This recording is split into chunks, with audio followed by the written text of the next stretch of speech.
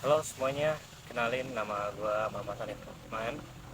Selamat datang di channel pribadi gue. Uh, di sini bakal jadi tempat gue sharing-sharing hal-hal yang gue pikirin atau hal-hal yang menarik buat gue. Hari ini gue mau sedikit sharing, uh, tentang kemiripan antara orang tua abusif dan pemerintah negara Indonesia. Uh, Kalau gue sendiri ya dapat pemikiran ini karena gue coba menemukan uh, titik sambung gitu ya antara generation X atau baby boomers dan juga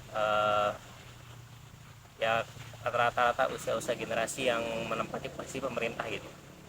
Dan dari situ gue juga kayak menemukan, oh kayaknya ada nih kemiripan antara abusive parents atau orang tua abusif juga pemerintah negara Indonesia. Nanti akan uh, kita pahami relasinya setelah uh, ceritain dulu awalan dikit. Jadi mayoritas anak muda usia produktif zaman sekarang itu diisinya oleh Gen Z dan milenial. Ya di tahun-tahun sekarang itu yang usia-usia 20 sampai 30 ke atas dan sebagainya, yang usia-usia muda dan dewasa itu anak-anak Gen Z dan milenial. Dan Gen Z dan milenial ini, generation Y, ini generasi yang pionir mulai peduli dengan kesehatan mental. Salah satunya eh, problematika tumbuh di lingkungan abusif, yaitu orang tua, keluarga, atau sekolah, dan juga kesehatan mental dalam hubungan satu sama lain juga dari interaksi sosial.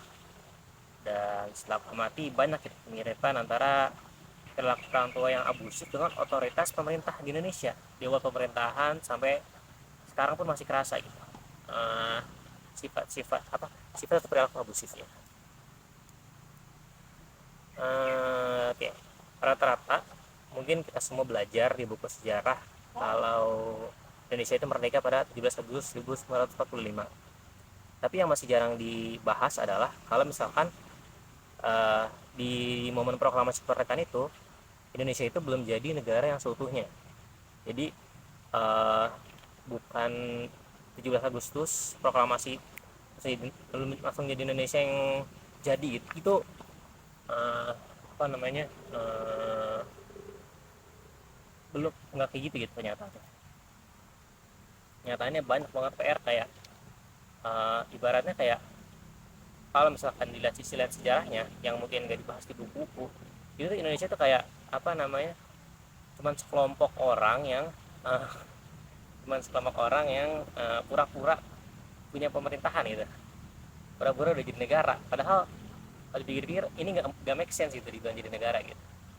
Mungkin teman-teman yang jurusan sejarah lebih paham, atau teman-teman tuh kalau lebih penasaran bisa cek-cek source-source sendiri ya di buku-buku di buku-buku yang memang benar-benar cerita ya gitu, biografi dan lain sebagainya. Itu nanti teman-teman bakal dapat perspektif. Kalau aku sendiri tuh sadar ketika baca bukunya Faisal Bahri, beliau dosen UI, jurusan ekonomi, dan beliau pernah menulis tentang buku yang kalau nggak salah judulnya Untuk Indonesia tahun 2045 gitu. Nah, balik lagi ke poin awal. Jadi di 1945 itu tuh eh, menandakan proklamasi kemerdekaan, tapi tidak apa ya, tidak mendefinisikan Indonesia itu sudah jadi negara gitu.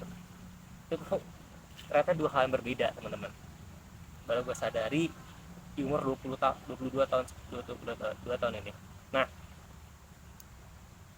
karena Indonesia belum jadi negara seutuhnya, di dua sidang BPUPKI itu Indonesia tuh belum punya perangkat-perangkat yang cukup untuk secara hukum internasional menjadikan itu sebagai negara. Dan setelah satu sidang PPKI pun ya ibaratnya masih banyak kekurangannya gitu, masih banyak paradoks, anomali, dan keanehan dari proklamasi kemerdekaan dan undang-undang dasar negara Republik Indonesia. Dan itu juga belum cukup menjadikan Indonesia negara yang berdaulat. Salah satu contohnya gitu ya, uh, apa namanya, Indonesia ini uh, penentuan presidennya ini itu tidak melalui pemilihan umum gitu. Jadi pemilihannya ya secara aklamasi aja oleh orang-orang tertentu.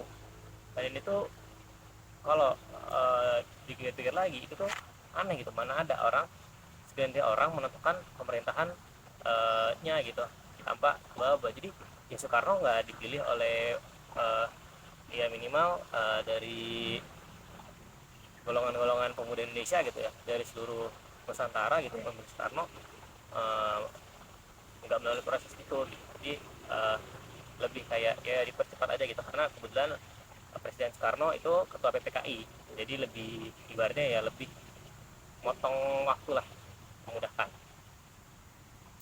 Nah kemudian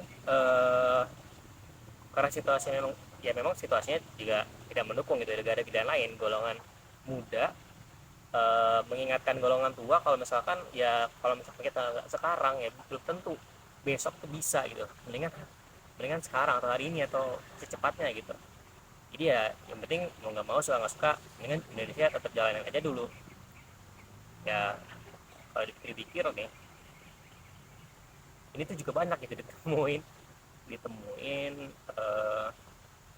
apa namanya, di orang-orang tua, orang tua atau pasangan suami istri yang nikahnya di usia terbilang relatif muda gitu. Dan juga anaknya juga masih di usia yang terlalu mudaan gitu. Orang tuanya ibarat pemerintah dan anaknya ibaratnya rakyat Indonesia. Jadi orang tuanya belum matang, anaknya juga masih belum matang gitu. Indonesia yang persiapannya baru bulan April, BPPKI dibentuknya bulan April, juga Agustus, cuman beberapa bulan negara seluas itu udah jadi, itu udah harus jadi. Itu kayak beneran orang-orang yang orang tua yang itu nikah itu tuh kayak ya udah apa nikah kecelakaan gitu ya, ya mau nggak mau harus nikah gitu loh.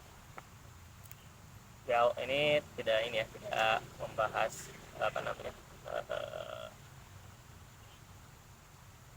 penilaian atau moralitas orang-orang yang nikah muda atau kecelakaan menikah, tapi berarti ya seperti itu contoh ini ketidaksiapan Indonesia itu seolah-olah kayak gitu. Nah kemudian rakyat Indonesia itu seperti bayi prematur. Jadi Indonesia tuh dari Sabang sampai Merauke, dari Pulau Nias sampai Pulau Rote, dari Sumatera, dari Aceh sampai Jayapura itu atau Irian Jaya itu belum, ibaratnya belum ada kesatuan pemikiran yang 100% itu. Mungkin pemimpin-pemimpinnya udah, tapi seluruh rakyatnya itu belum mengerti apa itu Indonesia. Mungkin baru dua bulan kemudian, karena ya radio dulu teknologi belum seperti sekarang gitu, apa nggak secepat sekarang. Mungkin baru 2 bulan lewat radio, lewat surat kabar baru tahu Indonesia baru merdeka. Jadi pulau-pulau lain itu nggak merata juga tahunya Indonesia merdeka itu kapan, baru beberapa bulan kemudian baru tahu. Ini makanya rakyat Indonesia bisa dibilang prematur, karena tanpa persiapan mereka harus tiba-tiba mengadopsi sebagai orang Indonesia gitu, yang mungkin mereka belum tahu Indonesia ini asal usul dari mana gitu, kenapa Indonesia. Kalau orang Jawa mungkin gampang, kalau orang yang Kalimantan atau Makassar kan mengadopsi identitas Indonesia itu tentu saja butuh waktu. Dan orang tua yang nikah muda ini ya ibarat kata dia nikah muda di usia 18 tahun atau 17 tahun dan nikah. Ya, tentu saja kedewasaannya dan kesiapannya itu beda sama yang nikahnya misalkan di umur 25, pasti beda kan. Kayak mana yang duitnya udah ready, terus ya mentalnya udah ready, psikologinya udah ready, mana yang belum. Dan juga anaknya juga ibaratnya prematur gitu, yang harusnya dikandung dalam waktu 9 bulan, ini 7 bulan udah lahir gitu. Dan masih hidup gitu ya, mau nggak mau harus dirawat, dibesarkan bisa mungkin, walaupun anaknya ya nggak normal kondisinya, nggak kayak negara-negara lain mungkin yang prakteknya normal. Nah, orang tuanya immature atau belum dewasa, anaknya oke, kita lanjut ya. Sorry tadi HP gue mati karena memori dari kepenuhan, jadi ya hapus video dulu. Oke, bisa nggak tuh orang tuanya belum siap, anaknya prematur, itu keluarganya jalan, bisa nggak? Bisa. Ya lihat aja sekarang gitu, buktinya Indonesia tetap jalan. Tapi ya banyak trial dan errornya dulu. Ya kalau misalkan kita dengar sejarah gitu, Indonesia banyak ganti-ganti struktur ya, dari Republik Indonesia jadi Republik Indonesia Serikat dan lain sebagainya gitu. Indonesia bentuk pemerintahannya banyak ganti-ganti, sistem pemerintahannya juga ganti-ganti. eh Banyak trial dan errornya juga, banyak nyoba-nyoba dan banyak ngawurnya juga gitu. Ada konflik yang mengakibatkan banyak kematian ya, kayak pemberontakan biasanya banyak itu. Ya pemberontakan di Madiun, yang masa korban jiwa ya, pemerintah juga banyak blunder. Nah, blunder-blunder pemerintah ini kayak apa ya, ada kemiripan sama orang-orang tua abusif, di mana eh, entah itu pemerintah menindaknya berlebihan dan lain sebagainya ya, kayak orang tua abusif aja gitu, mendisiplinkan warganya tuh dengan cara yang mungkin eh, berdarah. Pemerintah tuh luar biasa gitu, kayak diktatorship banget. Nah, pemerintah Indonesia tentu aja lambat laun belajar banyak hal juga sebagai orang tua baru setelah beberapa tahun. Jadi ya setelah 1945, 46, 47, 48, 49, 50, Indonesia ya udah lama-lama udah beradaptasi, udah mulai belajar. Nah, selanjutnya anggap aja Indonesia itu lahiran kedua di tahun 1949 gitu. Ketika bentuknya jadi Republik Indonesia Serikat. Nah, setelah kelahiran batch ke-1, punyalah lahiran batch kedua. Kenapa gitu? Karena situasi sosial politiknya, arah sosial politiknya mulai agak berubah, arah fokus negaranya juga agak berubah dan sebagainya. Jadi treatment sebagai orang tua juga ibaratnya berbeda kepada rakyatnya. Sebagai anak, sebagai uh, sebagai anak gitu ya, anak pertama dan anak kedua gitu. Batch 1 negara pertama dan batch 1 negara kedua. Bentuk negara 1 dan negara kedua, perlakuan rakyatnya agak beda. Nah, jadi udah lebih luas gitu. Tapi sifat keras, galak, ngotot, temperamennya masih ada. Jadi anak-anaknya bisa dibesarkan secara abusif gitu, karena masih belum benar-benar tahu. Jadi negara yang uh, Indonesia yang baik itu kayak gimana, jadi negara Indonesia yang baik itu gimana, itu belum tahu gitu. Orang tua tuh belum tahu. Jadi pemerintah Indonesia yang baik itu jadi kayak gimana. Walaupun ya nggak parah-parah banget gitu. Uh, nggak semua orang juga, nggak semua orang. Cuman beberapa kejadian penyelesaian konfliknya tidak terlalu dengan baik lah.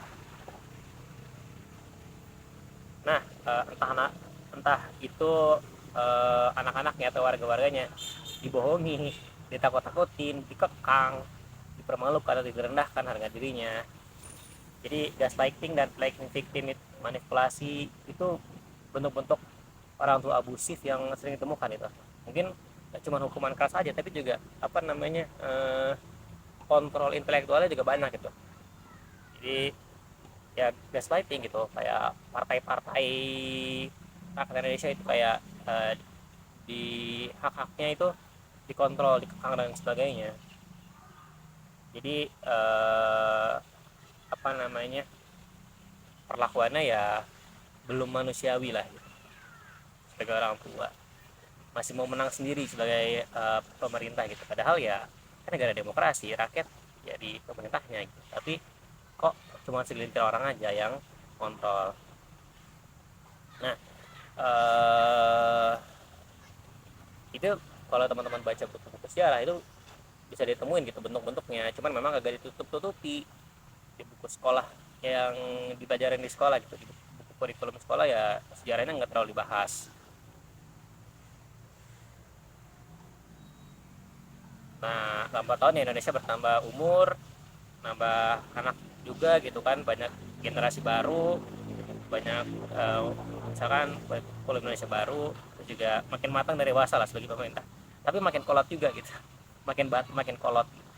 Nah, di zaman Presiden Soeharto ibarat kata Indonesia udah mulai lebih chill, lebih main halus, tapi tetap aja mengekang dan kalau misalkan nggak sesuai keinginan tetap tanpa ampun dihukumnya oleh pemerintah, oleh orang tua. Memang mainnya lebih halus, tapi ya gitu, sama aja lah, ada sifat abu sifat sih ada. Singkat cerita sekarang kalau di tahun 2024 Indonesia itu udah punya 11 anak, anggaplah 11 anak sesuai dengan 11 kali perubahan kurikulum di tiap generasi. Jadi tiap generasi rakyat Indonesia punya tujuan, yang lahir di Indonesia nih setelah pergantian kurikulum pasti punya tujuan yang berbeda dalam negaranya. Dan umur juga udah 2024 jadi 9 tahun ya, kurang lebih 79 tahun. Tapi sekarang 2025 berarti berapa, 80 ya, 80. Tapi otoritas atau kontrol penuh masih di orang tua, masih di pemerintah pusat, padahal kita negara demokrasi. Nah, meskipun anak-anaknya juga ya, anak-anaknya juga udah dewasa gitu, ada anak yang udah 50 tahun, ada anak yang udah punya anak sendiri, udah punya cucu sendiri, tapi tetap manut sama negara Indonesia, apa ya, apa namanya, akarnya gitu ya, akar pendirinya 79 tahun lalu, yang sekarang mungkin jadi kakek nenek masih manut sudut pandang kakek nenek itu, yang mungkin ya sudah agak kolot dan lain sebagainya, yang udah lansia atau renta. Pokoknya kepala keluarganya, pemimpin dari seluruh bapak ibu anak cucu ini itu, kepala keluarga tetap kakek nenek, walaupun ya kalau dipikir-pikir pasti udah tua ya, udah nggak maksimal lah pemimpinnya, tapi ya tetap apa namanya, kontrolnya, sudut pandangnya tetap dari yang founding father atau pendiri Indonesia. Mungkin sekarang udah lewat perantara anaknya, kayak lewat apa, founding father Presiden Soekarno, Megawati, turun-turun ke bawah Soeharto dengan apa namanya anak buahnya Presiden Prabowo dan lain sebagainya. Kalau sekarang ya ganti generasi. Nah, namanya orang tua pasti punya anak favorit, punya generasi favorit. Nah, anggaplah anak-anaknya yang pertama, ketiga, ketujuh itu jadi favorit negara Indonesia. Alasannya karena mungkin ya anak 3 anak ini itu dari 11 anak yang tadi paling nurut, paling sepaham dan paling sesuai selera keinginan dari mereka, walaupun belum tentu 100% paham gitu, maksudnya emang sama sesuai gitu, atau cuman prakteknya doang yang sama tapi secara ide beda. Ada istilah generational trauma, dan ketika anak tadi itu mewarisi sifat dan pola perilaku orang tuanya, mereka bertiga tuh kerjasama buat membangun image keluarga anak keturunan yang sesuai mimpi si kakek nenek tadi.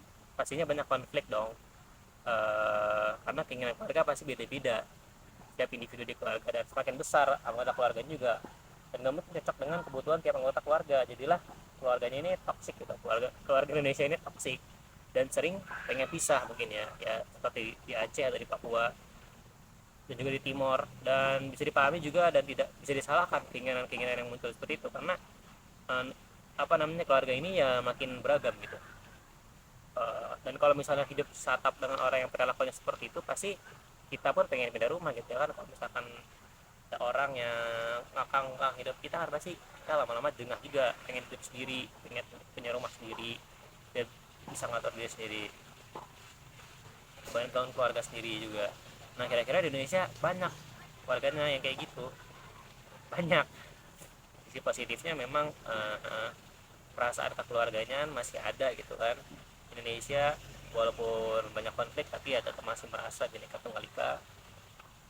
Tapi banyak juga PR yang harus diperbaiki. Apakah tetap anak pertama, ketiga, dan ketujuh yang memimpin keluarga, yang memang anak-anak yang sepaham dengan kakek nenek, atau kita udah mulai bisa gitu lebih demokratis, nggak harus ngikutin plek-ketiplek apa yang founding father mau, tapi kita udah mulai bisa menentukan arah nafsu sendiri. Terus juga ya Indonesia rumah kita harus mulai direnovasi nih. Bisa image-nya gitu-gitu doang, kayak misalkan uh, tempat wisata alam yang indah dan lain sebagainya, nggak bisa gitu-gitu doang. Karena kita sekarang udah punya 2 kakek nenek, 11 anak, mungkin cucunya ada puluhan gitu kan, bisa juga ada cicit juga, tapi rumahnya gitu-gitu aja gitu ya. Nggak bisa, kamar mandinya nggak ditambah, terus juga kamar tidurnya nggak nambah, barang perabotannya juga udah mulai rusak. Ya rumahnya gede, emang Indonesia ya rumahnya gede, terus juga hartanya, duitnya banyak, sumber dayanya banyak, tapi ya pengelolaannya juga nggak bener gitu Indonesia. Ada juga anggota keluarga yang menjolimi sanak saudaranya sendiri gitu kan, dari darah dagingnya sendiri, anak cucunya sendiri dijolimi. Bukan cuma korupsi, tapi juga ya pasti ada gitu kan, penjualan barang atau kalau di tingkat negara levelnya sumber daya alam yang penjualannya tuh ngawur gitu, dan nggak mempertimbangkan anggota keluarga lain, nggak mempertimbangkan rakyatnya atau saudaranya dan sebagainya. Terus juga yang sering kita dengar gitu di berita-berita di media, Indonesia punya utang, punya pinjaman, pinjol ke negara tetangga, ke tetangga kita yang nggak ngotak gitu pinjemnya gitu, gimana cara bayarnya. Dan juga keluarga ini tuh konsumtif, banyak-banyak beli, banyak-banyak impor, tapi tujuannya nggak jelas deh. Yang penting ya penting kebutuhannya terpenuhi, tapi nggak punya tujuan gitu, nggak punya kayak rencana yang jelas kita tuh mau kayak gimana. Dan juga